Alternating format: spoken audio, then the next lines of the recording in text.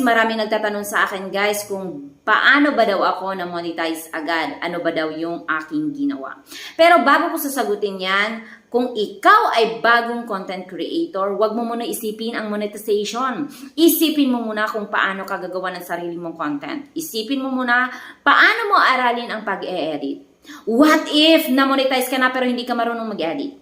What if na-monetize ka na pero hindi ka pa marunong maggumawa ng sarili mong content? Okay, marunong ka na gumawa ng sarili mong content pero hindi ka marunong mag-edit. Pag boring ang video mo, walang manunod sa'yo.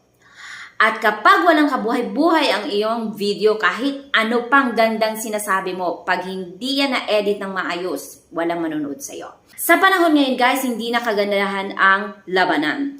Ang labanan ngayon, pagalingan ng pag-edit. At kung paano ka magiging creative